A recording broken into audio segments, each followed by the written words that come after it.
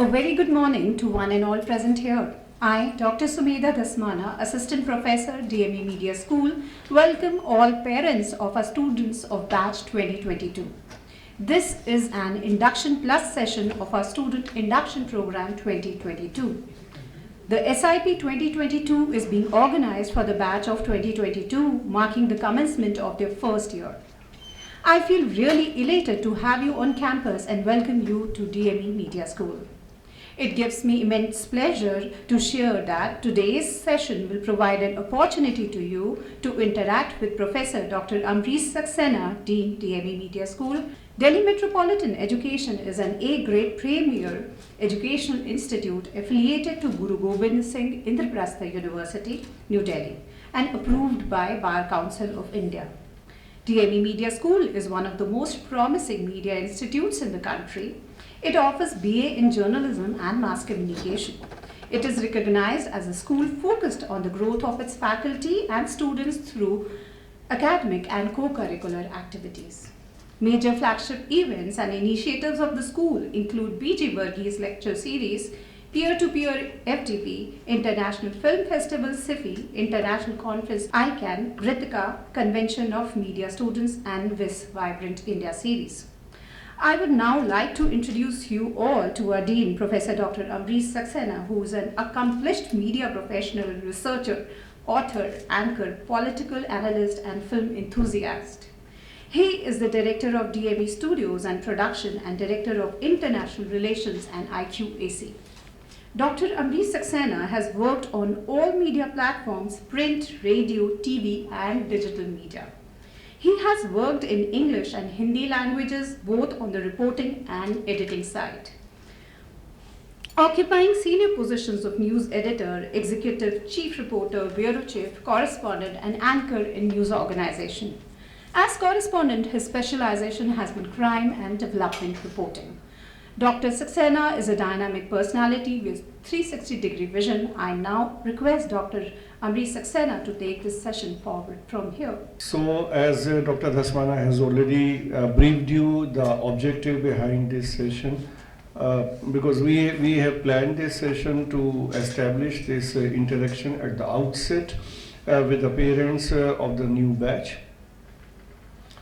And the objective again is to have that channel of communication open, wherein whatever is being done by the institution, by DME for the benefit of a student, that is bringing result.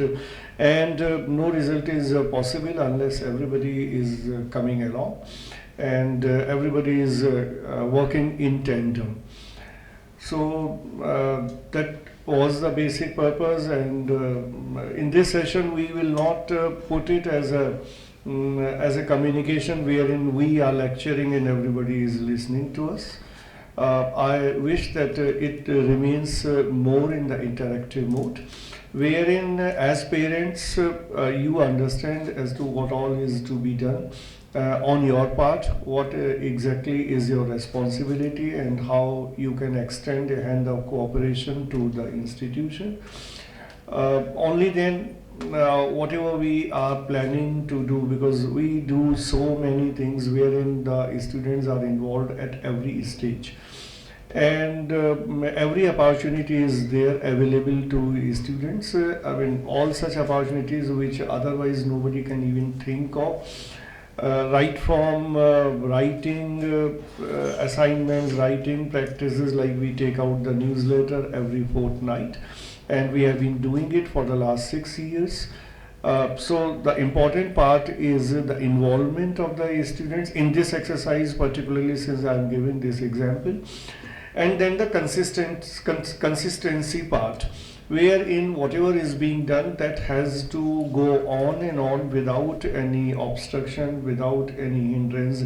And you can see to whatever work we have been doing, you can cross-check it from going to the website of DME, that we haven't stopped despite all kind of odds that we have been facing in 2020 and 2021. Like if I continue with this example only of the newsletter, this not only we continued during the pandemic period, but we in fact expanded it a lot in terms of its look, in terms of the content, in terms of the number of pages, and in terms of more people to whom we have been trying to reach out. Already, this newsletter is sent to approximate 3,000, more than 3,000 emails, which include the parents. So in this part also, I will request Dr. Dasmana, since she is the PL, the program leader for this batch 2022, and she is also involved in the newsletter exercise, that the emails of all the parents are added to our list so that they are getting the newsletter regularly every fortnight. So this is just one, but this is not just one thing. This should be understood in the light of the fact that there is not a single media institution in this country which takes out a fortnightly newsletter, and that too with the involvement of the students.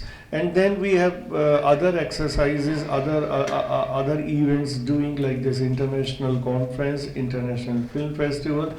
International conference is again one of its own kind, wherein almost all the continents of the world, they join hands. Different universities from developing countries to developed countries, they join hands with us. Same is the case with the International Film Festival SIFI that we do every year in December. And I mean, both these activities, this ICANN conference, we continue during the pandemic period. Even at the peak of the pandemic, we held it in 2020. Because it was earlier scheduled in the physical mode, but since the lockdown happened exactly in the same week when it was scheduled, we shifted it to June 2020, and then we expanded it to 10 days instead of 4 days. So large participation we got because of that. That was the early period of pandemic, and everybody was confined to home. So the benefit was that more number of people got time to write papers and to present papers in the online mode in the conference. And if I give example of the International Film Festival that we started in 2019, then in 2020, 2021, every time it was not completely on the online mode, because the nature of the film festival is such that it has to be something has to be in the physical mode. So we organized it in the hybrid mode. Few sessions we held in the inaugural valedictory and other sessions in our studio. I believe every one of you would have seen our studio, so it's not something which is to be seen, but we use it. We make the optimum use of that space, and a lot of programs we take up from there only. So it was in the hybrid mode, and last year we succeeded in getting 3,130 films. And in 2020, this year, we are again holding on the same dates. We have been holding it on the same dates every year. So this is going to happen in December from 15 to 21st. And this time already we have got 3,400 films from more than 120 countries. So this itself can tell you no educational institution, media institution or otherwise, can think of organizing such kind of festival wherein almost the entire globe is there. And the other part of this whole exercise is that we shortlist these films, and all this exercise, the initial shortlisting of the films, because we cannot screen all the films.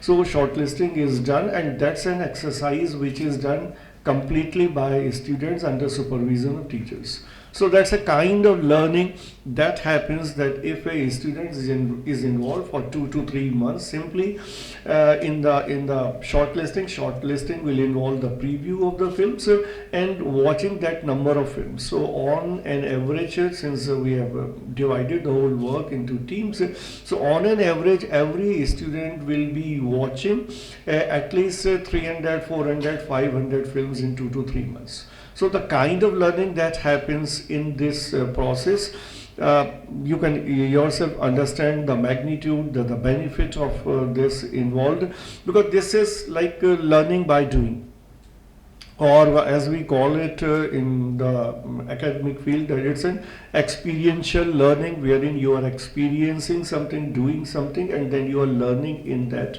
process. So we believe in that kind of system wherein students are made to work, or they are volunteering themselves to work. And in this process they learn. So for us, the teaching is not confined to the classroom. So whatever is being done, that's part of learning. Like it's a very small gathering today. But then if you had come in the very first function that we organized in the student induction program in the auditorium, that time also you would have noticed, and today also, like the camera is being done by a student, so all camera work, all editing work, everything is handed over to the students. So they do it themselves and learn into that process. So that is how we work. So this was something which should be known to everybody, to all the students, to all the parents and the guardians, as to in what space we work, what is our style of functioning, and how do we do it, and where is the opportunities for the students to learn. So that is in brief all, because we do so many things that I need hours to explain that all, but that's not the objective of this meeting, that one-sided communication happens and I keep on speaking. Rather, as I said initially, we would like to have your input, your suggestions, or if there are any queries, then we will be willing to take that up. Thank you. Thank you so much, sir, for this. And dear parents, I must assure you that we all will be there through these 3 years of a student's journey. We will be hand-holding them in their success, wins, achievements, and failures too. We at DME will be part of their beautiful journey, and trust me, they all will enjoy every day spent here. Let me now introduce you to our head, Professor Dr. Susmita Bala. Dr. Susmita Bala, head DME Media School, is an accomplished teacher and trainer equipped with rich experience in media industry and academics for more than 3 decades. Dr. Susmita has 13 books to her credit as an author, co-author, chapter contributor, and editor. She has presented more than 22 papers in national, international conferences. She is a widely traveled person, having participated in conferences in China, Australia, United States, Spain, France, and Dubai. Welcome all the parents and guardians in this interactive session. So, DME Media School organized this session to open the channel of communication with us, parents and fresh batch of students. As you know, we have organized 2 rounds of induction program, and I think you are aware of guests in different session. Like सबसे पहले आपने अमीश देवगन को सुना था, तो Amish Devgan and Prabhash Shunglu, students interacted with him, Shweta Sharma and Palak Sharma, anchors of different channels. And अभी जो ब्रितिका हुआ था, उसमें भी आपके पास मीडिया ऑर्गेनाइजेशन से ही लोग आए थे, जिसमें सुमित अवस्थी आए थे और इंडियन एक्सप्रेस से सांत्वना भट्टाचार्य, और that was like a orientation session. उनका जो लेक्चर था वो अगर स्टूडेंट ने अटेंड किया है तो उनको यही लगा होगा कि उनका ओरिएंटेशन हो रहा है. तो everybody is communicated like as a you are fresher, तुम्हारे साथ जो भी बात करनी है, इंटरेक्ट विद यू. एंड मुझे लगता है सारे लोगों ने फ़ोटो भी क्लिक करवाई थी, मोस्ट ऑफ द स्टूडेंट्स ने. सो इम्पॉर्टेंट इज़ दिस कि आप कितना इंटरेक्ट कर रहे हैं, कितना एक्सट्रोवर्ड हैं with your faculty, with your guest. That is more important, क्योंकि काफ़ी स्टूडेंट ऐसे हैं जो इंट्रोवर्ड हैं, उन्हें थोड़ा हेजिटेशन है, कुछ बोलना चाहते हैं पर बोल नहीं पाते. लेकिन अभी यहाँ जो 4 स्टूडेंट्स हैं, उनमें से मैं रोहिणी की बात करूँगी. ये बहुत अच्छी डिबेटर भी है और बहुत क्वेश्चंस भी करती है. सो इम्पॉर्टेंट इज़ दिस कि आप कितनी क्वेरीज हैं आपके पास. कितने क्वेश्चंस हैं आपके पास। अगर आपके पास क्वेश्चंस हैं तब आप सेटिस्फाइड होते हैं। अगर आप अपने क्वेश्चंस अपने मन में रखते हैं तो आपको आंसर्स नहीं मिल रहे हैं। सेम इन क्लासरूम्स, क्लासरूम में भी वही इम्पॉर्टेंट है कि आप बात करिए। इम्पॉर्टेंट ये है कि क्वेश्चंस आपके दिमाग में होने चाहिए। बहुत सारे सेशन हुए जो जिन्होंने भी अटेंड किए होंगे, अभी वृतिका में भी, उनके पास अभी भी बहुत सारी क्वेरीज हो सकती हैं जिनको हम फुलफिल करेंगे इन क्लासरूम। टीचर कंसर्न आपके पास आते हैं, स्टार्टिंग है अभी, बट नो डाउट वो सारी क्वेरीज एंड क्वेश्चंस आपके कंप्लीट होते जाएंगे। Because we started regular classes of this new batch of on 31st October already start कर दिए हैं। And I emphasize here that we have been trying our best taking care of arts in the best possible manner. लेकिन एक चीज़ यहाँ mention करना बहुत ज़रूरी है कि हम तो जो कुछ कर रहे हैं वो कर रहे हैं, लेकिन आपके कोऑपरेशन और कोऑर्डिनेशन के बिना हम कुछ नहीं कर पाएंगे। मोस्ट ऑफ द पेरेंट्स क्या करते हैं, एडमिशन के टाइम बस आते हैं और उसके बाद 3 years डिसअपियर हो जाते हैं। तो प्लीज़ वो मत करिएगा। और हम सैटरडे को कॉलेज ओपन रखते हैं, तो first Saturday if you have time, meeting की ज़रूरत नहीं है, लेकिन जब भी आपके पास सैटरडे को टाइम होता है आप आ जाइए।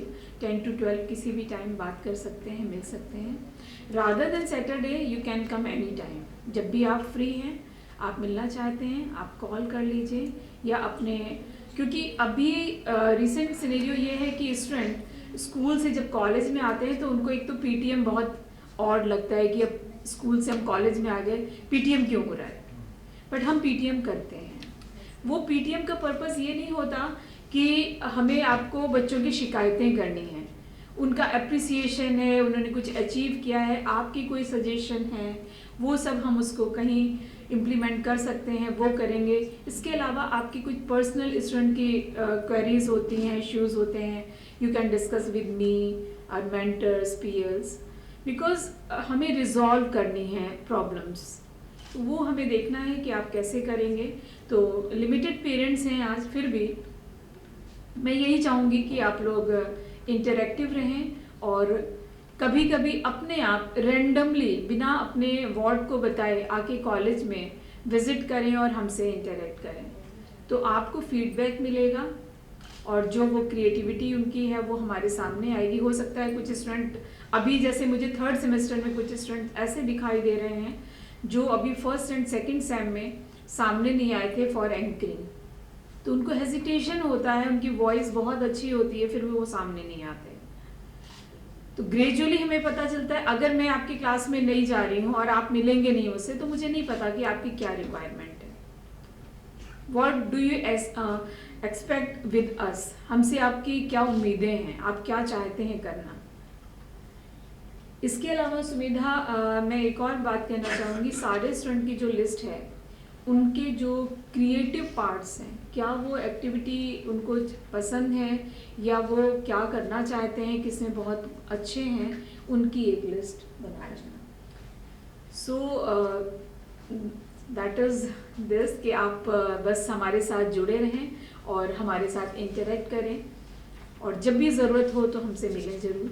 यही सिर्फ मैं कहना चाहती हूँ, क्योंकि you are a major stakeholders, हमारे लिए आप बहुत इम्पॉर्टेंट हैं और आपके लिए इंस्टीट्यूट बहुत इम्पॉर्टेंट है क्योंकि आपके बच्चे यहाँ पे पढ़ रहे हैं। Thank you so much, ma'am. I now invite Dr. Manmeet Kaur, Associate Professor and Academic Coordinator, DMA Media School, to share her valuable inputs. Dr. Manmeet Kaur has completed her PhD from Guru Nanak Dev University, Amritsar. Her area of interest is film studies and media communication. Ma'am, please come over and take it forward from here. So let's start with examination, क्योंकि मुझे पता है कि parents के कहीं ना कहीं ये क्वेश्चंस रहते हैं कि एग्जामिनेशन पॉइंट ऑफ व्यू पर जो पूरा कोर्स है वो किस तरीके से रहता है। सिलेबस की पूरी स्कीम हमने स्टूडेंट्स के साथ शेयर कर दी है, जो व्हाट्सएप ग्रुप अभी कम्युनिकेशन है, और मोस्ट लाइकली नेक्स्ट वीक तक हमारा जो ERP इंटीग्रेशन है वो डन हो जाएगा, जिससे स्टूडेंट्स अपनी अटेंडेंस और अपने जितने भी रिसोर्सेज हैं लाइक नोट्स और जो भी उनका स्टडी मटीरियल है, they will be able to see. So हर सेमेस्टर में इंटरनल और एक्सटर्नल एग्जामिनेशन दोनों रहते हैं। एक्सटर्नल एग्जामिनेशन यूनिवर्सिटी एग्जामिनेशन रहते हैं जो 4 महीने के अंदर अंदर हमारे एक सेमेस्टर में होते हैं, और इंटरनल एग्जामिनेशन जो है प्रैक्टिकल और थ्योरी दोनों कॉलेज में रहते हैं, जो हमारे इंटरनल सब्जेक्ट टीचर्स उसको कंडक्ट करते हैं। एग्जामिनेशन पॉइंट ऑफ व्यू पर अभी भी स्टूडेंट्स के साथ मेरा दोनों सेक्शन के साथ जो इंटरेक्शन हुआ है, मैंने उनको बताया है कि आप अपनी किस तरीके से परसेंटेज को कंसिस्टेंट रखते हुए आने वाले टाइम पर स्कॉलरशिप्स को अवेल कर सकते हैं, both from the college as well as from the university. College की जो स्कॉलरशिप स्कीम है उसमें जो भी टॉपर स्टूडेंट्स रहते हैं उनको 50% ऑफ द ट्यूशन फी दी जाती है, पर जो 2 सेमेस्टर में अपनी क्लास में टॉप करेंगे, क्लास सेक्शन वाइज नहीं होगी, पूरे जो भी इनके क्लास में पूरा बैच रहेगा शिफ्ट 1 और शिफ्ट 2 का, जो उसमें टॉप करेंगे उसको 50% of the tuition fee college की तरफ से प्रोवाइड की जाती है। सेकंड पोजीशन होल्डर को 25% एंड थर्ड पोजीशन होल्डर को 10% of the scholarship it will be provided by the college.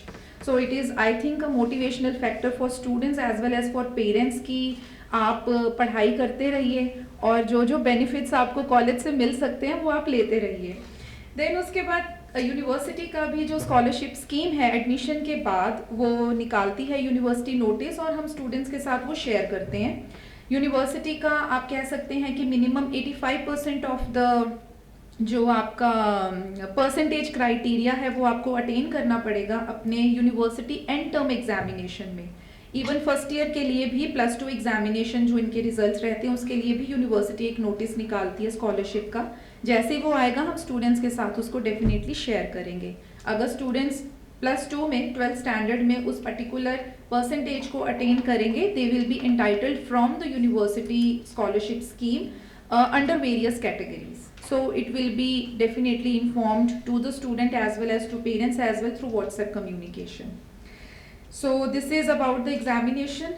So अब एग्जामिनेशन ऑफलाइन मोड में रहेंगे, ऑनलाइन सब चीज़ें अब ख़त्म हो गई हैं। So students you have to prepare accordingly for your examination as well. एक स्टूडेंट्स के लिए तो कॉलेज की तरफ से काउंसलर भी रहते हैं हेल्प करने के लिए। अब आप सोचेंगे कि counsellor in what terms. Doctor Ragini है जो हर थर्सडे को आती है। अब काउंसलर और काउंसलिंग सेशन का अपार्ट फ्रॉम टीचर क्या रोल रहता है कॉलेज की तरफ से भी और हमारे एज मेंटर्स की तरफ से और जो हमारे स्टूडेंट्स हैं उनकी तरफ से, बहुत सारी ऐसी चीज़ें होती हैं। मुझे लगता है कि जो स्टूडेंट्स अपने तरीके से अपने स्ट्रेस लेवल को या अपने इमोशनल कोशेंट्स को कभी कभी हैंडल नहीं कर पाते हैं, जिसकी वजह से इस टाइम पर हायर एजुकेशन में ये चीज़ कंपलसरी है। Even higher education, not only in higher education but school education में भी ये चीज़ कंपलसरी है हमारे गवर्नमेंट की तरफ से कि वो काउंसलर्स की जो ड्यूटीज़ और सर्विसेज हैं वो एजुकेशनल इंस्टीट्यूशन में इस्टेब्लिश करके चले। सो काउंसलर का ये रोल रहता है कि जो हमारा सोशल स्ट्रक्चर है, किस तरीके से स्टूडेंट्स ने अपने ही आसपास के एनवायरनमेंट में चीज़ों को फेस भी करना है, अपने सक्सेस रेशो को अटेन भी करना है और अपनी जो हिडन चीज़ें हैं उनको आगे लेकर भी आना है। तो रागिनी मैम उस चीज़ में स्टूडेंट्स के टाइम टू टाइम क्लासेस में जाकर टीचर्स के साथ सेशंस लेती हैं। कुछ केस स्टडीज़, कुछ वीडियोस के थ्रू स्टूडेंट्स को हम मोटिवेट करने की कोशिश करते हैं, क्योंकि कभी कभी ऐसे होता है कि जैसे हमारा एंटी जो रैगिंग सेल है और एंटी बुलिंग सेल है वो भी टाइम टू टाइम सेशंस लेता रहता है, बट स्टिल बुली करने वाले को और बुली होने वाले को टाइमली पता ही नहीं चलता, और ये किसी भी एज में हो सकता है। So this is the major part of this counselling session by doctor Ragini. Then हमारा थ्राइव करके एक मेंटरिंग सेल है जहाँ पर मेंटर्स और ये मेंटरिंग सेल स्टूडेंट्स को टाइम टू टाइम एक इंटरेक्टिव कम्युनिकेशन के लिए तैयार करते हैं। Mentors is the class teacher of the student जो आपके स्टूडेंट्स के साथ रहेंगे। डॉक्टर सुमेधा पीएल भी हैं और एक सेक्शन की वो मेंटर भी रहेंगी। तो मेंटरिंग सेशंस में हम स्टूडेंट्स के साथ बैचेस में बात करने की कोशिश करते हैं, जहाँ पर उनको लगता है कि वो अगर group of the students with in the class नहीं बात कर पा रहे हैं तो मेंटर्स उस तरीके से उन स्टूडेंट्स के साथ बात करते हैं। बाकी स्टूडेंट्स को हमने पहले भी इन्फॉर्म किया है कि कोई भी ऐसी चीज़ है वो मेंटर्स की इन्फॉर्मेशन के बिना कोई भी ऐसा कोई पार्टिसिपेशन या कोई छुट्टी, कोई मेडिकल इशू, कोई घर का issue, anything they can discuss with mentor definitely वो इन्फॉर्मेशन कॉन्फिडेंशियल रहती है, और मेंटर्स की इन्फॉर्मेशन के बिना 3 साल स्टूडेंट कोई काम नहीं करेगा।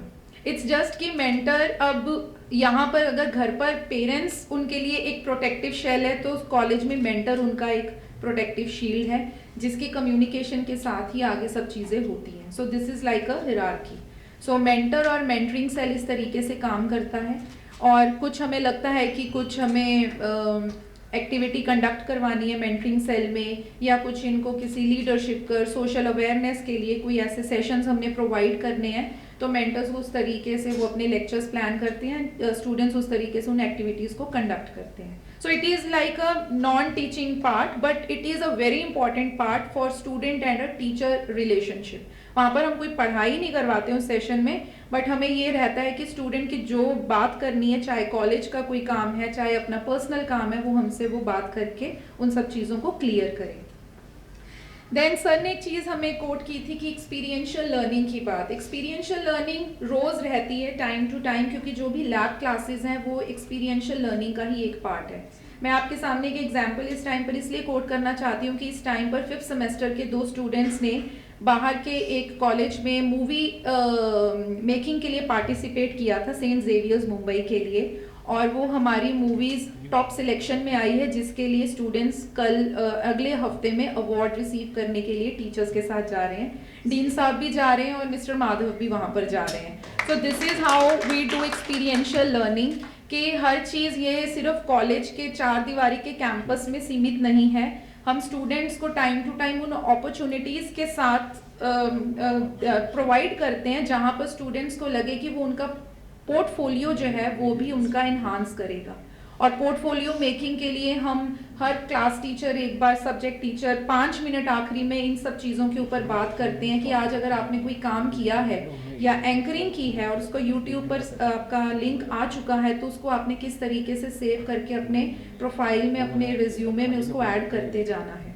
सो this is the part of experiential learning. Time to time workshops रहती हैं एक्सपर्ट्स के लिए, सो दैट कि जो टीचर और स्टूडेंट को लगता है कि कोई मोनोटनी आ रही है एकदम से अब रोज़ रोज़, तो उस मोनोटनी को ब्रेक करने के लिए एक वर्कशॉप मोड में ही उसी सब्जेक्ट को एक्सपर्ट को बुलाकर काम करवाया जाता है। से for example design and graphic इनका एक वो रहेगा, तो डिज़ाइन एंड ग्राफिक की ही वर्कशॉप, खुद ही अपने डिज़ाइंस बनाइए, खुद ही उनको पब्लिसाइज कीजिए, चाहे अपने सोशल मीडिया पे पोस्ट कीजिए, चाहे कुछ भी कीजिए। This is how we do the workshop mode of learning and teaching. And industrial visit is also the part of our experiential learning, जहाँ पर हम स्टूडेंट्स को time to time news channels, AIR, print media की जितनी organisation है, photography के लिए, movie making के लिए जहाँ पर हम फेयर्स में लेकर जाते हैं, book fair, Surajkund fair, these are the part of our experiential learning. So जितनी भी अटेंडेंस रहेगी स्टूडेंट्स की, वो आपके साथ मंथ एंड पर आपके व्हाट्सएप ग्रुप पर शेयर की जाएगी। स्टूडेंट्स को उनके कॉल पर वो अटेंडेंस विजिबल रहेगी, and as per GGS IPU 75% of the attendance is mandatory to appear in the external examination. बीच में कोई प्रॉब्लम है, मेडिकल इशू है, घर के इशू है, वी कैन अंडरस्टैंड कि डे टू डे लाइफ में बहुत सारी ऐसी चीज़ें रहती हैं, तो वही चीज़ है कि स्टूडेंट अपने मेंटर को इन्फॉर्म करके चले। और अगर पेरेंट्स को लगता है कि मेंटर्स के साथ बात करनी है, मैम ने बोला सैटरडे हम अवेलेबल रहते हैं, क्लास ग्रुप में मेंटर्स हैं, फ़ोन नंबर्स उनके अवेलेबल हैं, प्रोवाइडेड कि स्टूडेंट्स आप भी कोशिश किया कीजिए कि ऑर्डर्स पे अपने टीचर्स को उस तरीके से ना परेशान करें, but we are available and for any query, for any helping hand, we are here. So with this, thank you everyone. और कोई आपका क्वेश्चन, कोई आपकी क्वेरी है तो उसके लिए we are here. Actually doctor Bala ने जैसे बोला तो मुझे बहुत खुशी हुई, क्योंकि मेरे दिमाग में हमेशा ये चलता रहता है कि पता नहीं वो अभी स्कूल से निकली है और इतनी लेट भी आ रही है वहाँ से जस्ट, और इतने टाइम तक घर पे ही थे कोविड टाइम में, तो अभी मुझे ये लगता रहता है कि यहाँ क्या चल रहा होगा पता नहीं। और बाहर भी हम देखते हैं तो काफ़ी सारी चीज़ें दिखती हैं, हमारे लिए भी नहीं है, वो 12th के बाद बच्चा एकदम से आता है तो उसके कुछ फ्रेंड्स भी हैं, आधार शायद वहाँ तक पहुँच जाए बात। बट मैं यही कहना चाहती हूँ कि मतलब मैं पूछती रहती हूँ सबसे कि क्या हो रहा है, सब ठीक चल रहा है कि नहीं चल रहा है, तो लेकिन जैसे डॉक्टर बाला ने बोला कि हम आके मिल सकते हैं, सैटरडेज को बात कर सकते हैं, तो इतना कॉन्फिडेंस फील हो रहा है, इतना अच्छा लग रहा है उस बात को कि मेरे यही क्वेश्चंस थे कि मैं कैसे बात करूं किसी से, क्या वो चीज़ आप लोग मतलब उस चीज़ के लिए। हाँ, यही मैंने इसीलिए आपसे बोला था कि आप सैटरडे के अलावा भी अगर आपको कभी भी लगता है, हाँ, आप कभी भी आ जाइए, बस कॉल करके आइए, क्योंकि हम लोग भी हमेशा बिजी होते हैं। आप कॉल करके आइए। और जो आपने बोला कि एक दो स्टूडेंट मेल फीमेल अगर साथ में है तो वो एक बहुत ऑब्जेक्शनेबल नहीं है अगर वो लिमिट में रहते हैं। और दूसरी बात, क्लास में कोएड में बच्चे साथ रहते हैं, फ्रेंडशिप भी होती है, लेकिन उसके लिए आपको बीच बीच में आना है। अगर कोई प्रॉब्लम होगी तो ऑब्वियसली हम आपको बताएंगे, मेंटर्स आपको बताएंगे, लेकिन उसके लिए हमें एक दूसरे की कोऑपरेशन की ज़रूरत है। दूसरी बात ये है कि इतना ज़्यादा वरी होने की ज़रूरत नहीं है। अगर घर से बच्चे निकले हैं तो कुछ करने के लिए निकले हैं, तो अगर आप ऑल द टाइम चेक लगाएंगे तो वो और ज़्यादा उनको प्रॉब्लम होगी और वो रिएक्शन में कुछ ज़्यादा करेंगे। तो बेटर वे ये है कि आप उनको थोड़ा फ्री छोड़ने की कोशिश कीजिए, उनको कॉन्फिडेंट बनने दीजिए और उनके ऊपर आप ट्रस्ट करने की कोशिश करिए। और उनसे भी बोलिए कि वो ट्रस्ट करें कि हम उनके ऊपर कोई एक पहरा नहीं बिठा रहे हैं, उनको ऑल द टाइम वॉच नहीं कर रहे हैं। क्योंकि ये जो भी आपको बताया गया, फिल्म मेकिंग या कोई भी ग्रुप एक्टिविटी है, उसमें बॉयज़ गर्ल्स दोनों होंगे, लेट आवर्स तक दोनों लोग काम करेंगे। अभी आपने देखा वृतिका 6 बजे के बाद स्टूडेंट यहाँ से गए हैं। तो अगर हम ये डिवाइड कर दें कि मेल एंड फीमेल अलग अलग काम करेंगे तो वो पॉसिबल नहीं है ना। उसके लिए फिर हम ये सोचें कि गर्ल एजुकेशन, गर्ल स्कूल में भेजना है, वो भी फॉर फ्यूचर करियर के लिए बहुत ज़्यादा बेनिफिट नहीं है उनके लिए। तो हमें उनको ग्रूमिंग के लिए ये करना है कि उनको फील्ड में फ्री छोड़ना है, लेकिन उनके ऊपर आप ट्रस्ट करिए और वो आपके ऊपर ट्रस्ट करें। Thank you sir. मेरा 2 क्वेश्चन है, छोटा छोटा है। जो मेंटर जो है उनसे हम मतलब कि आप बोल रहे हैं कि सैटरडे संडे आइए, लेकिन मैं जैसे गवर्नमेंट सराउंड हूँ, मैं सैटरडे भी आज भी छुट्टी लेकर आया हूँ, तो कभी कभी आ नहीं पाते। तो हम एक आध मैसेज करके उनसे मतलब कि सपोज मेरी बिटिया को कुछ प्रॉब्लम है, मैं बिटिया को बोलना नहीं चाहता हूँ, सीधा मेंटर से ही उनसे जैसे ये बोला ना, हम डायरेक्टली बोलेंगे तो वो सुनेंगे नहीं। हाँ, मैं सिर्फ एक मैसेज कर लें कि सपोज मेरी बिटिया थोड़ा हेजिटेंट है बोलने में, जैसे आपने एक लड़की का नाम लिया, सपोज मेरे बच्चे तो बोलेंगे ही नहीं, क्योंकि वो ऐसे माहौल से आई है, शायद थोड़ा फ्रेंड के साथ फिर भी बोल ले, प्रोफेसर के सामने मुंह बंद करके बैठेगी। तो हम ये चाहते हैं कि उनको थोड़ा सा काउंसलिंग, जैसे आपने बोला ना, काउंसलिंग से बहुत सारे बच्चे होंगे जो ऐसे जगह से आए हैं, उनको ओपननेस का थोड़ा सा प्रॉब्लम होता है। तो मैं हर बार इनको बोलता हूँ, लेकिन फिर भी मुझे पता है कि इतनी ओपन नहीं है वो, फिर वो क्या करेगी। तो मैं देखिए, आप काउंसलिंग में, टोटल काउंसलिंग में आप थोड़ा सा उनको थोड़ा पुशअप कीजिए। ठीक है सर, आपका ये एक क्वेश्चन हुआ। दूसरा क्वेश्चन? और दूसरा जैसे मैंने बोला ना कि मेंटर का, जैसे ना कि मैं कुछ भी बोलूं, मेंटर जाकर इनको ना बोले कि वो आप तो बोला कि सीक्रेसी मेंटेन करेंगे, आपको उसका लिए मैं नहीं कर रहा हूँ, क्योंकि ये इसलिए नहीं बोल रहा कि कुछ गलत करेगी कि आप वैसे भी बोलेगी, वो नहीं है। लेकिन हम हमारी बात वो नहीं सुनते। जैसे भाई साहब ने बोला ना, बिल्कुल सही कहा, आपकी बात हो ना, ये हर चीज सुनेंगे, हमारी बातों का कोई वैल्यू नहीं। वो एक वैसे वो बन गया है वो। तो आपका ठीक है सर, आपने पहले मेंटर की बात की। मेंटर का फोन नंबर व्हाट्सएप ग्रुप पर अवेलेबल है। इवन हर सब्जेक्ट टीचर आपके बैच के व्हाट्सएप ग्रुप में एडेड है। दूसरी चीज, जननी को मैंने पढ़ाया है, मैं इसकी ऑलरेडी 3 क्लासेस ले चुकी हूँ। क्लास में इसका रिस्पॉन्स अच्छा है, ये रिस्पॉन्स देती है, जितना भी मैं इससे पूछती हूँ, शी इज अभी तक मुझे कॉन्फिडेंट लगी है। और जब आप मेंटर और उसकी बात कर रहे हैं, देखिए मेंटर का रोल इस टाइम पर जो है वो स्टूडेंट्स के साथ भी है। उन्होंने स्टूडेंट्स के साथ जो बात करनी है उसको भी कॉन्फिडेंशियल रखना है, और जो पेरेंट्स के साथ वो बात करेंगे वो भी कॉन्फिडेंशियल रहेगी। यहाँ पर हमारा एक ट्रायंगल बना हुआ है, क्योंकि हमें पता है कि हमें आपको भी संभालना है और स्टूडेंट्स को भी संभालना है। तो उस चीज के लिए आप उस तरीके से वरी ना कीजिए। और बाकी सिक्योरिटी पॉइंट ऑफ व्यू पर मैं आपको ये भी बात बता दूं कि पूरा कैंपस सीसीटीवी कैमरा के सर्विलेंस के अंडर है, और अगर स्टूडेंट्स कैंपस में भी ऐसी कोई अनवांटेड एक्टिविटीज करते हैं तो वो हमारी नजर में रहती है। एक प्रॉक्टर है पूरे कैंपस में जिनकी पूरी डिसिप्लिन को लेकर इंचार्ज रहते हैं, और जब स्टूडेंट्स ऐसी कोई मिसडिसिप्लिन वाली एक्टिविटीज़, इनडिसिप्लिन वाली एक्टिविटीज़ को क्रिएट करते हैं, तो वो प्रॉक्टर और मेंटर और पेरेंट्स को बुलाकर उस केस को सुलझाया जाता है। बाकी फ्लोर इंचार्ज हर एक फ्लोर पर, फ्लोर्स में जो भी फैकल्टी रूम्स हैं, डिपार्टमेंट के जो टीचर्स हैं, वो फ्लोर इंचार्ज रहते हैं। 3 बजे के बाद जब क्लासेस बंद होती हैं, इंश्योर किया जाता है कि क्लासरूम में कोई भी स्टूडेंट नहीं है, लाइट्स ऑफ करके कोई बैठा नहीं हुआ और उन रूम्स को लॉक करवाया जाता है। So there I can assure you कि ऐसे within the campus, outside the campus भी मैं आपको एक चीज़ बता दूं, डिसिप्लिन के लिए कॉलेज जो पुलिस के साथ भी पेट्रोलिंग के लिए टाइम टू टाइम उनको बुलाते हैं कि कोई भी ऐसी विद इन 10 किलोमीटर की रेंज में ऐसा कुछ भी प्रॉब्लम ना हो जो स्टूडेंट्स के लिए प्रॉब्लमेटिक हो, उनके लिए किसी भी तरीके की घर आने जाने के लिए कोई प्रॉब्लम क्रिएट कर पाए। नमस्ते मैम, मैं आपको सबसे अच्छा, मुझे बहुत अच्छा स्कूल लगा जी, कॉलेज भी। और जो मैं बच्चों को सोचता था कि छोटे से बच्चे 12वीं तक पढ़े, वही भी इस स्कूल में, कॉलेज में सोच रहा हूँ कि 3 साल बाद स्कूल की तरह बच्चा पढ़ेगा, वो अच्छा रहेगा। तो मुझे यही है वो अच्छा। First of all, I like to greet all the faculty members present here. And actually, मैं इसकी sister हूँ, गौरी ध्यानी, student of first year of BJMC batch. And actually, I want to thank the college. जो sir ने बोला है, मैं उस बात से पूरी सहमत हूँ कि अभी जैसे 12th से निकले हैं बच्चे, तो इतना इनको अभी एक्सपोजर मिला नहीं है। एंड जो अभी ये कॉलेज के फर्स्ट डे पे थी, and what she is now, I can see a drastic change in that.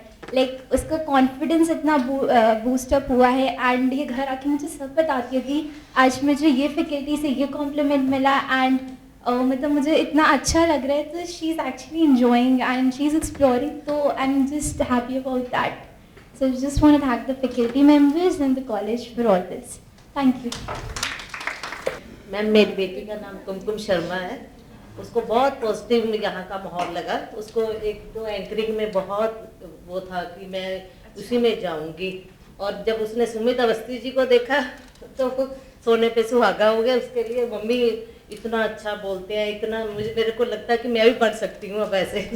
तो ये पॉजिटिव माहौल लगा हमें कॉलेज का, बहुत अच्छा लगा। एक चीज़ और बोलूँगी मैं कि आप लोग पेरेंट्स पुराने यूट्यूब मीडिया स्कूल के जो भी प्रोग्राम्स हुए हैं, उनमें जो गेस्ट आए हैं, अगर उनको भी एक बार देखेंगे तो आपको ये लगेगा कि आप सही हाथों में हैं। और आगे बहुत सारे ऐसे गेस्ट आएंगे जिनसे इनका इंटरेक्शन होगा, और लेकिन इसके लिए इनको थोड़ा आगे आना होगा। और जब भी अब मैं तुम मुझसे मिलना, थोड़ा सा इंटरेक्ट करना, मैं तुम्हें थोड़ा सा और गाइड करूँगी कैसे हमें इंट्रोवर्ट से एक्सट्रोवर्ट की तरफ आगे बढ़ना है। तो पर्सनली मैं तुम्हारा कोई भी क्लास नहीं ले रही हूँ, लेकिन तुम कभी भी आके मुझसे मिल सकते हो, बात कर सकते हो, ठीक है। हेलो मैम, आपसे एक और बात करनी है। ये जुनेली है मेरी बेटी, आपसे मैं पर्सनली मिली थी, आपको पता भी ध्यान होगा या नहीं। तो ये भी बहुत इंट्रोवर्ट है, तो ये आज तक कह रही है कि मैम के पास टाइम नहीं होता, मेरे पास टाइम नहीं होता, कभी मिली नहीं है आपसे। टाइम तो इसको निकालना पड़ेगा। और मैं ऐसा भी होता है कि मैं अगर कोई काम भी कर रही होती हूँ, बोलती हूँ 5 मिनट वेट करो और उसके बाद मुझे मिलो। तो ऑब्वियसली बिजी तो मुझे रहना होता है सारे टाइम, लेकिन ऐसा नहीं होगा कि ये मिले और मैं बात ना करूँ। हाँ, वो एक्चुअली क्या था ना, ओरिएंटेशन होना था, तो आपने ये इसका यूट्यूब है चैनल जुनेली चौहान के नाम से, इसने वोकल में किया है। तो गाने की भी बात हुई थी ओरिएंटेशन में, आपने कहा था कि आप गाना, तो मैंने कहा बेटा वो होगा कब। तो वो ओरिएंटेशन तो वैसे हो गया सारा कुछ, तो कुछ हुआ ही नहीं। मैंने कहा मैम ने तो ये बोला था, तो मैंने कहा बाद में इसके बाद ये आई नहीं ना, मुझे इतना हमेशा याद नहीं रहेगा ना, क्योंकि उस समय काफ़ी पेरेंट्स आए थे मेरे पास और पर्सनली मिलके जो गए थे उनसे मेरा इंटरेक्शन हुआ। अब नाम मुझे याद है, एक स्टूडेंट तो अभी आई है वृतिका, फर्स्ट को आई, उसके पेरेंट्स भी मिलके, मैंने कहा तुमने ज्वाइन क्यों नहीं किया, SIP में क्यों नहीं आए, तो बोली मैम जोधपुर की है वो लड़की। तो मैंने कहा कि मैं तुम्हें आना चाहिए था, तुम्हें अटेंड करना चाहिए था। तो कोई बात नहीं, नेक्स्ट टाइम हम प्रोग्राम करेंगे। तुम लेकिन कहीं बताओगी, इसीलिए मैंने अभी सुमेधा मैम को बोला सबकी हॉबीज एंड तुम्हारे में तुम क्या क्वालिटी है, तुम क्या कर सकते हो, क्या करना चाहते हो, मैम के पास नोट कराओगे, उसके बाद फिर हम आगे देख लेंगे कैसे करना। इसको भी लेकिन एक बार पर्सनली मिलना आके, एक दो बार मिलोगे तब मुझे याद रहेगा। इतने सारे 500 स्टूडेंट्स के बीच में एक एक बच्चे को याद रखना ऑल द टाइम थोड़ा सा मुश्किल होता है, ठीक है। और अभी तुम लोग नए हो। एक्चुअली क्या था, मैम अभी आई थी ना, शिखा शर्मा मैम आई थी, हाँ, तो वैसे इसने कहा था उनसे, मतलब इसने अपनी हेजिटेशन को उनके आगे निकाला कि मैम मैं मतलब उस समय इसने गाया था थोड़ा सा 2 लाइन, हाँ, 3 वो लाइन गाई भी गुनगुनाई थी। एक्चुअली क्या है मैम, ये सिंगिंग तो ऐसे कर लेती है, चाहे मतलब 500 भी होंगे ना अगर सामने, ये कर लेगी, बट एक जो बात करने का है ना, वो इसको नहीं है, हो जाएगा, कोई बात नहीं। इसको ये हेजिटेशन बहुत हो रही है कि मैं कैसे करूंगी। मैंने कहा शिखा के सामने बोल, साथ में खड़ी होके बोला था इसने। याद आ तो मैम मैं यही चाह रही थी इसकी भी काउंसलिंग मतलब हो जाए ताकि इसकी ये चीज़ निकले।